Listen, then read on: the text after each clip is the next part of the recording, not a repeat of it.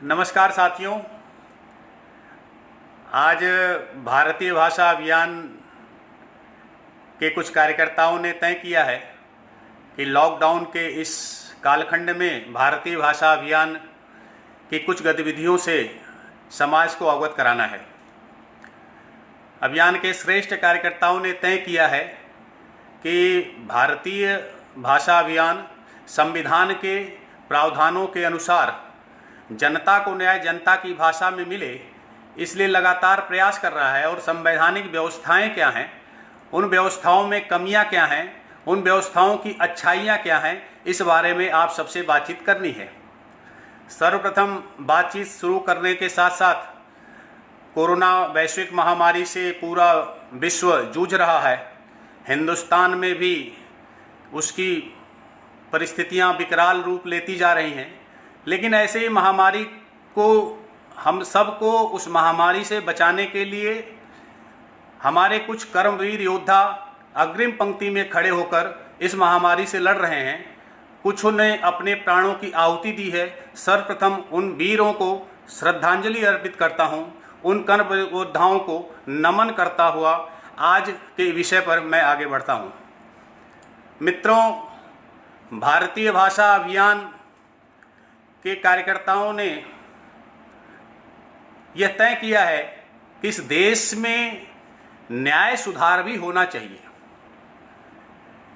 कठिनाइयां जरूर हैं, लेकिन कहते हैं वो पथ क्या पथि कुशलता क्या, जिस पथ में बिखरे सूल न हो, उस नाविक की धैर्य परीक्षा क्या, यदि धाराएं प्रतिकूल न हो।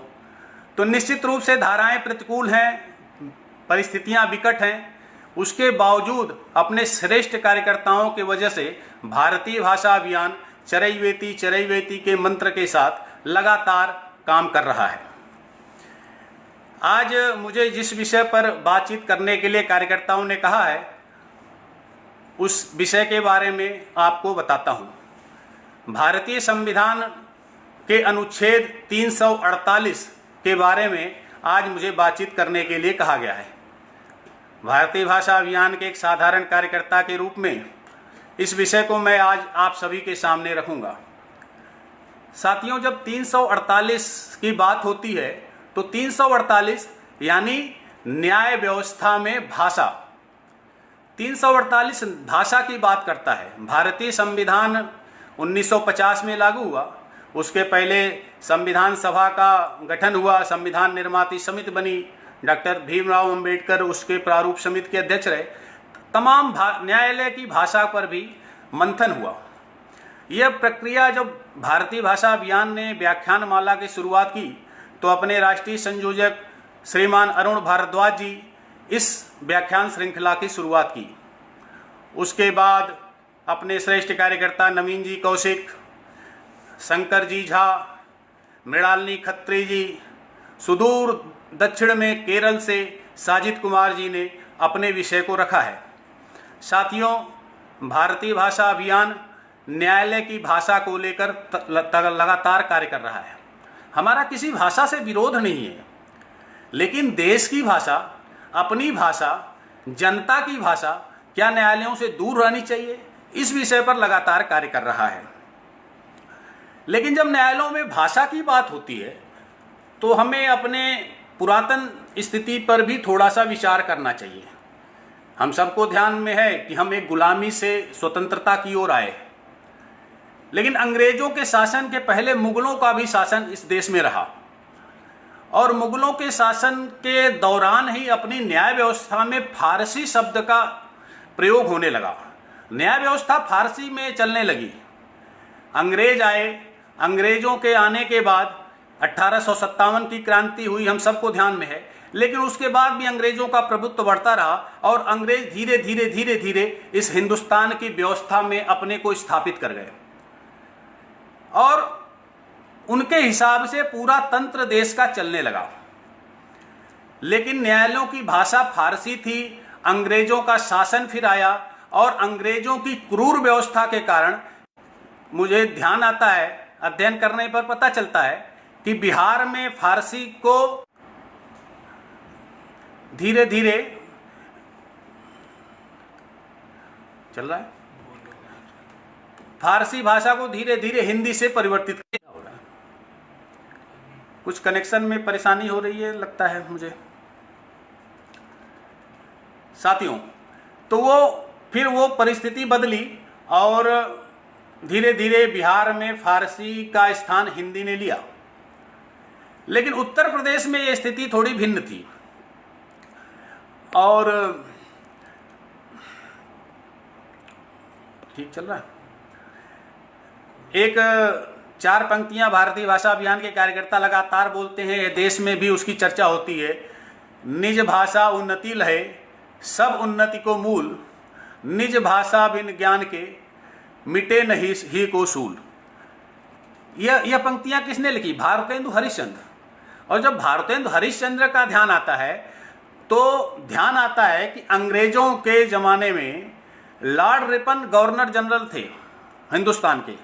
उन्होंने यहाँ की शैक्षिक व्यवस्था में परिवर्तन के लिए लॉर्ड मैकाले और विलियम हंटर को हिंदुस्तान में बुलाया और उन्होंने आकर यहाँ की व्यवस्थाओं के बारे में जान पहचान करना शुरू किया और लोगों से बातचीत भी शुरू की।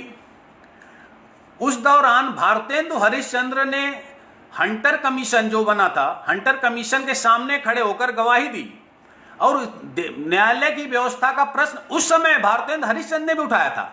उनकी कुछ पंक्तियां मुझे मिली हैं, मैं कोट अनकोट में वो पढ़ता हूं कि उन्होंने उस समय गवाही के समय भारतेंदु हरिश्चंद्र जी ने क्या कहा था। हंटर कमीशन के सामने उन्होंने कहा, यदि हिंदी अदालती भाषा हो जाए तो संबंध पढ़वाने के लिए 2-4 आने कौन देगा और साधारण सी अर्जी लिखवाने के लिए कोई रुपया 8 आने क्यों देगा? तब पढ़ने वालों को यह अवसर कहाँ मिलेगा कि गवाही के संबंध को गिरफ्तारी का वारंट बता दे। सभी सभ्य देशों की अदालतों में उनके नागरिकों की बोली और लिपि का प्रयोग किया जाता है। यही भारत ऐसा देश है जहां अदालती भाषा न तो शासकों की मातृभाषा है और न प्रजा की। यदि आप 2 सार्वजनिक नोटिस, एक उर्दू में एक हिंदी में लिखकर भेज दें तो आपको आसानी से मालूम हो जाएगा कि प्रत्येक नोटिस को समझने वाले लोगों का अनुपात क्या है। जो संबंध जिलाधीशों द्वारा जारी किए जाते हैं उनमें हिंदी का प्रयोग होता है। उस प्रयोग होने से रैयत और जमींदारों को हार्दिक प्रसन्नता होती है। साहूकार और व्यापारी अपना हिसाब किताब हिंदी में रखते हैं। स्त्रियां हिंदी लिपि का प्रयोग करती हैं।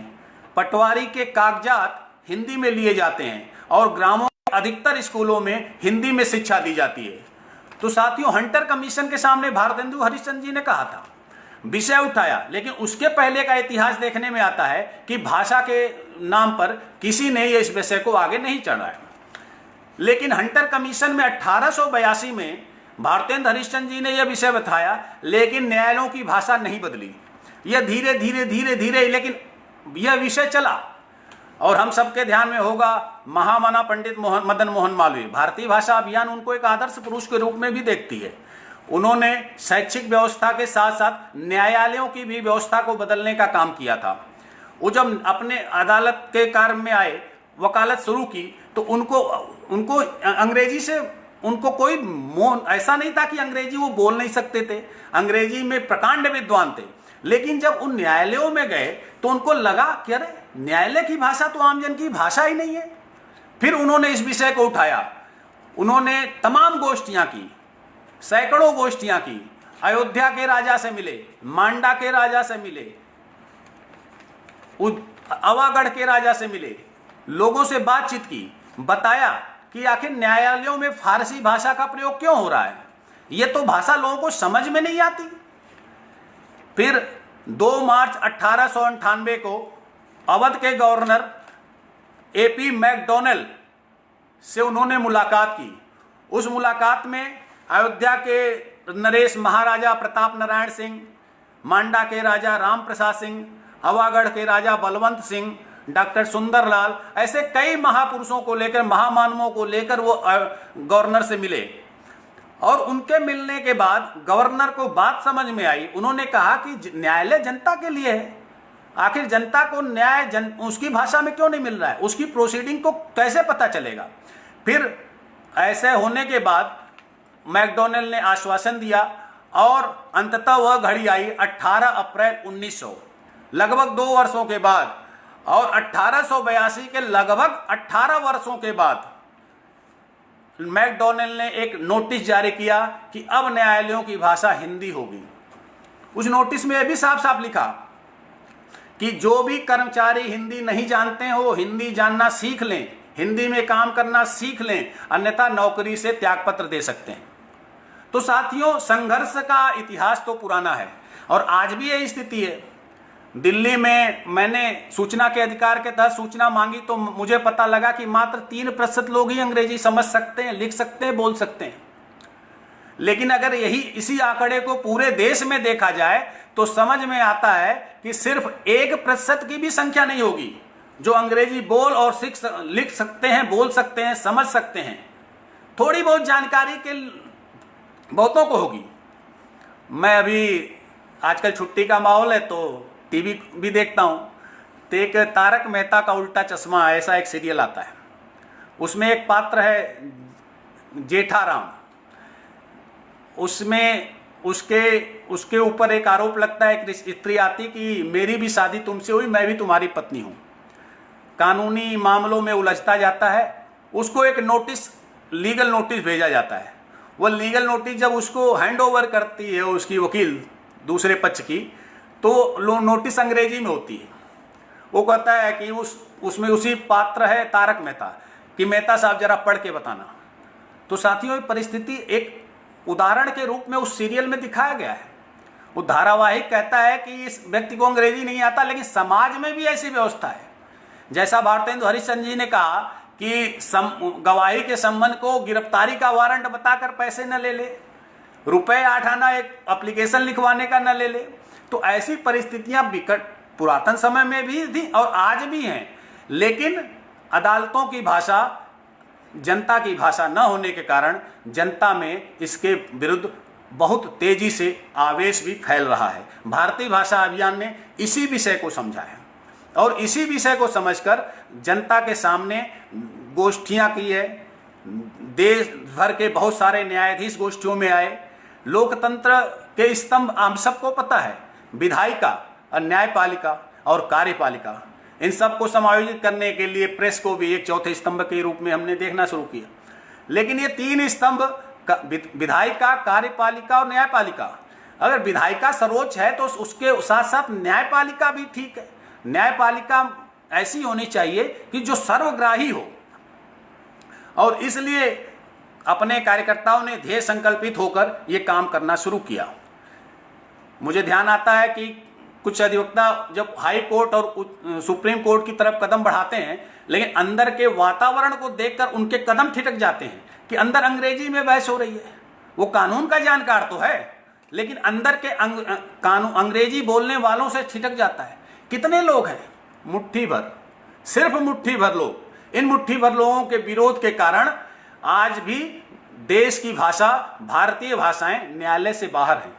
तो साथियों, अनुच्छेद 348 के बारे में बताने के लिए कहा गया। भारतीय भाषा अभियान अनुच्छेद 348 को 3 रूपों में देखती है, 3 भागों में विभक्त करती है।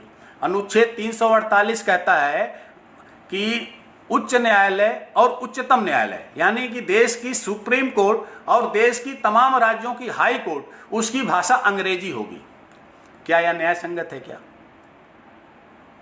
देश के सुप्रीम कोर्ट में 34 न्यायाधीश होते हैं, 34 न्यायाधीशों की नियुक्ति हो सकती है, और उच्च न्यायालयों में 1079 इतने पद स्वीकृत हैं, लेकिन नियुक्तियां आज भी 400 उससे कम है।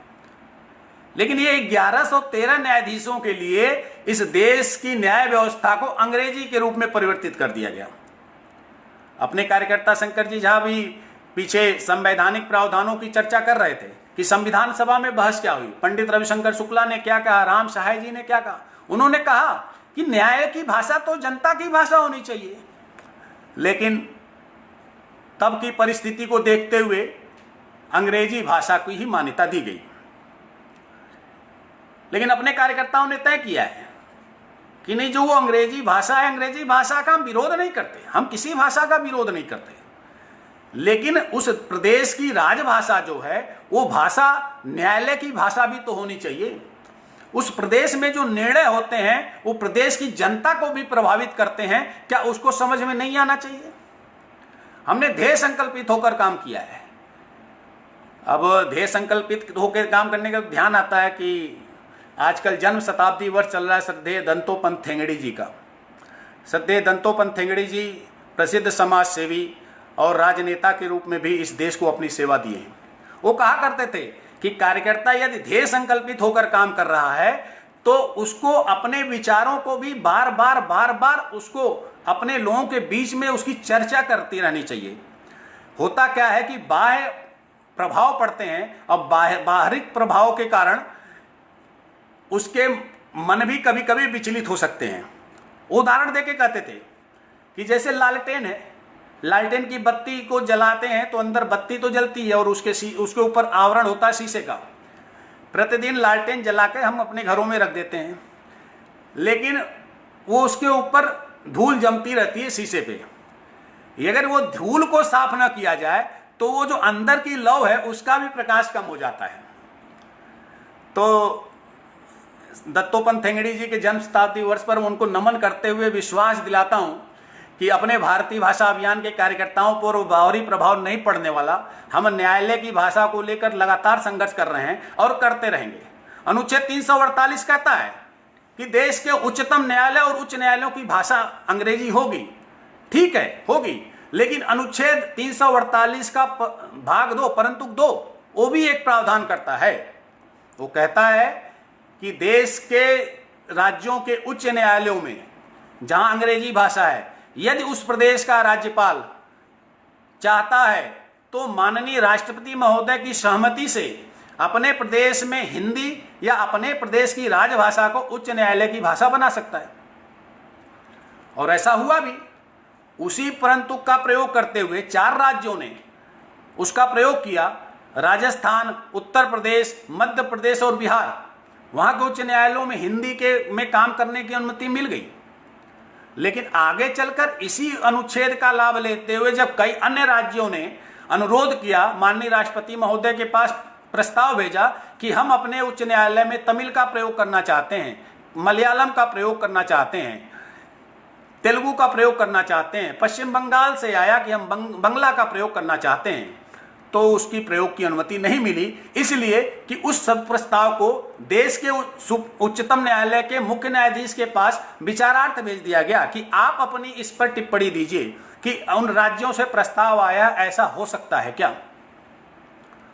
और जैसा मैंने पहले कहा कि ये व्यवस्था 1113 न्यायाधीशों के लिए ही बनाई गई मालूम होती है, तो ऐसा ही हुआ। उच्चतम न्यायालय के मुख्य न्यायाधीश ने उसकी सहमति नहीं दी।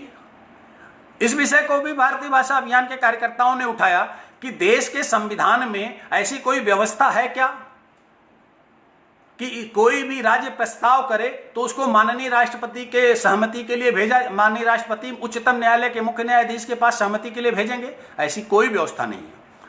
और अपने प्रयासों से ही और फिर संसदीय राजभाषा की समिति की आनंद शर्मा राज्यसभा के अध्यक्ष, उसके अध्यक्ष थे, उनकी समिति ने यह प्रस्ताव पास किया कि आज से अब कोई भी प्रदेश अपने उच्च न्यायालय की भाषा के लिए सहमति, अपनी राजभाषा की सहमति के लिए प्रस्ताव भेजता है तो उच्चतम न्यायालय में भेजने की आवश्यकता नहीं है।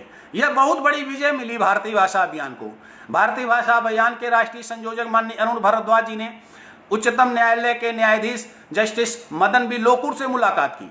उन्होंने कहा कि आखिर उच्चतम न्यायालय के ऐसे ऐसे निर्णय आते हैं जो अखबारों में केवल 4 पंक्तियों में समझ में आता है कि इस निर्णय में ऐसा कहा गया। क्या देश की जनता को उसको समझने का अधिकार नहीं है? मौलिक अधिकार कहां गया? उसका भी परिणाम निकला। देश के उच्चतम न्यायालयों ने 9 भाषाओं में अपने निर्णयों को अनुवादित कर सुप्रीम कोर्ट की साइट पर देने का आश्वासन किया और अभी तक 7 भाषाओं में ऐसे अनुवाद अपलोड हो रहे हैं। साथियों, मैंने 2 अनुच्छेद 348(1) और 348(2) की बात की। जैसा मैंने पहले कहा कि भारतीय भाषा अभियान इस विषय को लेकर तमाम देश के विभिन्न हिस्सों में लगभग 500 गोष्ठियां कर चुका है। हमारी गोष्ठी में उच्चतम न्यायालय के न्यायाधीश शिवकीर्ति सिंह, न्यायमूर्ति सिरपुरकर, न्यायमूर्ति ज्ञानसुधा मिश्रा, तमाम उच्च न्यायालयों के तमाम न्यायाधीश आए, और जब हमारे भारतीय भाषा अभियान के मंच पर आते हैं तो वो भी कहते हैं कि यह देश में जो न्याय व्यवस्था है वो अन्याय की तरफ ले जाती है, जबकि जनता को न्याय जनता की भाषा में क्यों नहीं मिलता, उनकी सहमति है। तो साथियों, उसके साथ साथ हम और भी जगहों पे गए। कार्यपालिका के भी बहुत सारे अधिकारी हमारे मंचों पर आए, राजभाषा विभाग के अधिकारी आए, सबकी सहमति है कि न्यायालयों की भाषा जनता की भाषा होनी चाहिए। एक बहुत बड़ी सफलता 7 अप्रैल 2019 को भी भारतीय भाषा अभियान को मिली, जब देश के सबसे बड़े सांस्कृतिक संगठन राष्ट्रीय स्वयंसेवक संघ के संघ प्रमुख माननीय डॉक्टर मोहन भागवत जी भी भारतीय भाषा अभियान के मंच पर आए। उन्होंने एक उदाहरण दिया, बिरसा मुंडा और उनके 240 साथियों का ट्रायल चला था। उन विचारण के समय में बताया उन्होंने कि जो उनके साथ 240 लोग पकड़े गए स्वतंत्रता सेनानी, उनको अंग्रेजी नहीं आती थी, लेकिन वो विचारण हो रहा था, भाषांतर रखे थे, वो कुछ कहते थे, भाषांतर कुछ समझता था, आगे कुछ पहुंचता था, पहुंचते पहुंचते भाषा का क्या हो जाता था कुछ पता नहीं चला। अंततः उन बेगुनाह 240 लोगों को भी सजा मिली। उनका कहना था तब तो ब्रिटिशों का शासन था, अब तो अपना शासन है, अब तो अपना तंत्र है, अब तो आम जनता को अपनी भाषा में न्याय मांगने का और प्राप्त करने का अधिकार है। साथियों, मैं अनुच्छेद 348 के तीसरे भाग पर आऊं, उसके पहले अपने श्रेष्ठ कार्यकर्ताओं का भी अभिनंदन करना चाहता हूं। साथियों, अपने प्रयासों से ही, हरियाणा के विशेष कार्यकर्ताओं के प्रयासों से भी अभी हरियाणा सरकार ने एक कानून पास किया है, जो उसने कहा है कि हरियाणा के सभी न्यायालयों में हिंदी भाषा में काम होगा, और अनुच्छेद 348 के प्रयोग करने की भी सहमति लेने के लिए भी माननीय राष्ट्रपति महोदय के पास पत्र भेजने के लिए तैयार किया है। हरियाणा के श्रेष्ठ कार्यकर्ताओं का मैं अभिनंदन करना चाहता हूं। जैसा मैंने कहा, माननीय दंतोपंत ठेंगड़ी जी का जन्म शताब्दी वर्ष चल रहा है, तो उनका कहना था किसी भी संगठन को की सफलता के लिए उसके कार्यकर्ताओं का मनोबल हमेशा ऊंचा होना चाहिए। वो कहते थे कोई भी काम शुरू होता है तो पहले उपेक्षा होती है। उपेक्षा के कालखंड में कुछ कार्यकर्ता अगर संगठन के साथ जुड़े रह गए तो संगठन आगे चलता है। उपेक्षा के बाद उपहास की भी घड़ी आती है, लोग उपहास उड़ाना शुरू करते हैं, और उस समय भी कार्यकर्ता अगर उस संगठन के साथ जुड़े रहे तो संगठन आगे बढ़ता है। और उपहास के बाद एक समय आता है जब विरोध होना शुरू होता है। तो साथियों, भारतीय भाषा अभियान के कार्यकर्ताओं को विरोध झेलने का समय आ गया है। यदि अभी हम साथ खड़े रहे तो वह समय दूर नहीं जब भारतीय भाषा अभियान अपने लक्ष्य तक पहुंचेगा। साथियों, मैं अनुच्छेद 348 के 3 भागों की बात कर रहा था। पहला भाग मैंने बताया, उच्चतम न्यायालय और उच्च न्यायालयों की भाषा अंग्रेजी होगी। दूसरा भाग, राज्य अपने राज्यपाल के माध्यम से माननीय राष्ट्रपति महोदय की सहमति से अपने राज्य में वहां की भाषा का प्रयोग करने का प्रावधान कर सकता है। अब मैं तीसरे हिस्से पर आता हूं। यह तीसरे हिस्से के लिए आपकी सहभागिता की आवश्यकता है। इस देश की जनता को यह प्रश्न उठाना है, भारतीय भाषा अभियान के कार्यकर्ताओं के साथ आपको भी कदम से कदम मिलाना है।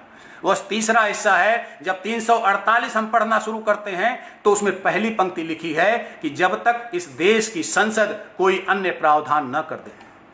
तो साथियों, यह तो वही हुआ, अनुच्छेद 370 अस्थायी प्रावधान, अनुच्छेद 348 भी अस्थायी प्रावधान है, जब तक इस देश की संसद कोई प्रावधान न कर दे।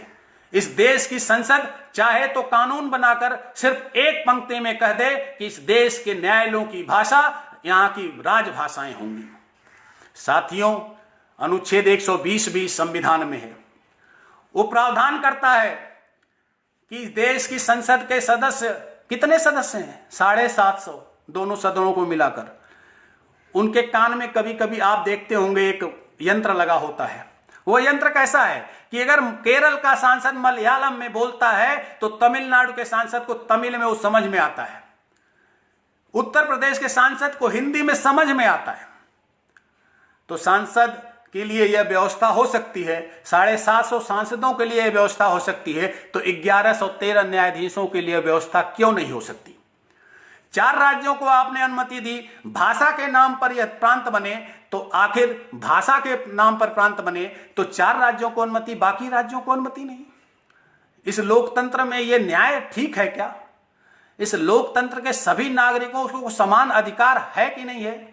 उत्तर प्रदेश का नागरिक हिंदी में काम कर सकता है, बिहार का कर सकता है, राजस्थान का कर सकता है, मध्य प्रदेश का कर सकता है, तो पश्चिम बंगाल का क्यों नहीं कर सकता?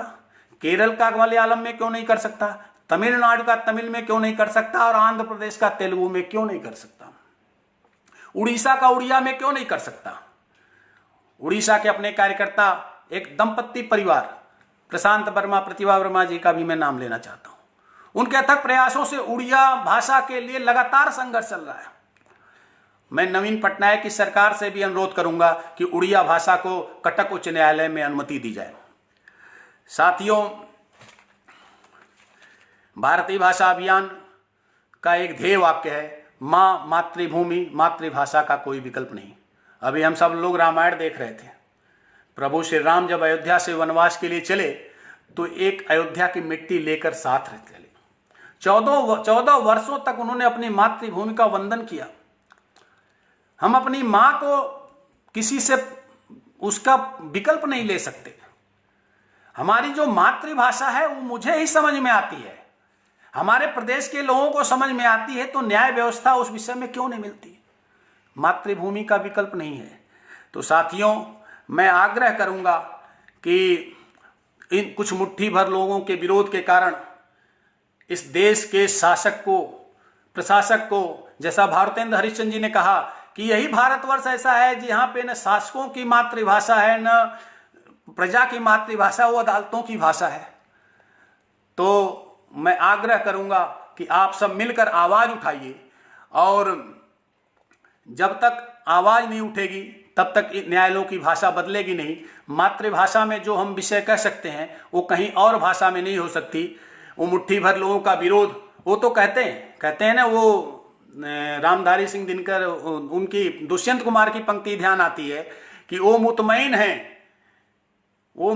हैं कि स्थिति बदल नहीं सकती और हम बेकरार हैं आवाज में असर के लिए। वो मुतमईन है कि पत्थर पिघल नहीं सकता और हम बेकरार हैं आवाज में असर के लिए। तो साथियों, भारतीय भाषा अभियान के कार्यकर्ताओं की तरफ से मैं आप सबको विश्वास दिलाता हूं कि भारतीय भाषा अभियान के कार्यकर्ता इस देश के भाषा के लिए, जनता के लिए लगातार संघर्ष करते रहेंगे। और अपने कार्यकर्ताओं को भी मैं विश्वास दिलाता हूं। रामधारी सिंह दिनकर की भी पुण्यतिथि गई है, उनकी 4 पंक्तियों के साथ मैं आज अपने इस वक्तव्य को पूरा करूंगा। है कौन विघ्न ऐसा जग में, टिक सके वीर नर के मग में। है कौन विघ्न ऐसा जग में, टिक सके वीर नर के मग में। खम ठोक ठेलता है जब नर, पर्वत के जाते पांव उखड़। मानव जब जोर लगाता है पर्वत पानी, मानव जब जोर लगाता है पर्वत पानी बन जाता है, पर्वत पानी बन जाता है। नमस्कार, वंदे मातरम। भारत माता की जय।